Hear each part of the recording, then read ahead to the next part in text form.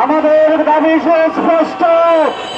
জুলাই জাতীয় সনদ স্বাক্ষরিত হয়েছে।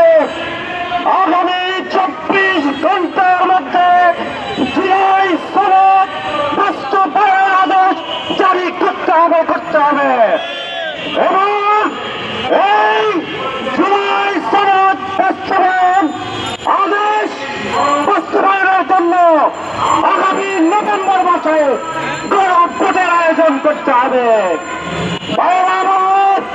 আমরা চাই আগামী ফেব্রুয়ারিতে জাতীয় নির্বাচন হোক, কিন্তু তার পূর্বে লেভেল প্লেইং ফিল্ড নিশ্চিত করতে হবে।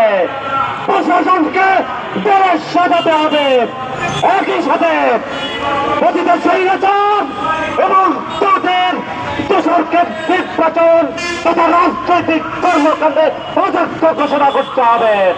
সংগ্রামী ভাইরা, অনতিবিলম্বে এই দাবি মেনে নভেম্বরের মধ্যে 30 নভেম্বরের মধ্যে গণভোটের তারিখ এবং গণভোট অনুষ্ঠানের দাবি জানিয়ে 24 জুলাই অভ্যুত্থানের ভিতর দিয়ে এই জাতি একটি আশাবাদ পেয়েছিল যে বৈষম্য বিরোধী আন্দোলনের ভিতর দিয়ে যে সংগ্রামের সূতিকাগার সূত্রপাত, সেই সংগ্রামের সফল পরিণতিতে এমন একটি ব্যবস্থা আসবে যাতে আর কোনো স্বেচ্ছাচার, স্বৈরাচার, ফ্যাসিবাদ নতুন করে আর বাংলাদেশে মাথাচাড়া দিতে না পারে।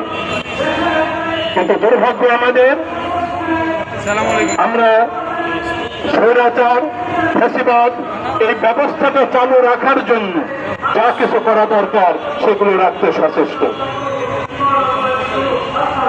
জুলাই জাতীয় সনদের স্বাক্ষর অবশেষে হয়েছে, কিন্তু এর আইনি ভিত্তি দেবার ক্ষেত্রে এখনো নানান টালবাহানা চলছে।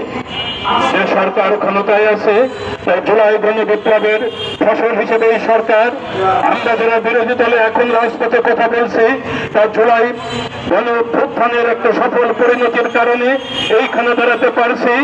আজকে যারা প্রস্রাব করে ছাত্র জনতার আন্দোলনের একটা অংশকে ভাসিয়ে দিতে চায়, তারাও রাজপথে নামতে সফল হয়েছে এই জুলাই গণবিপ্লবের কারণে।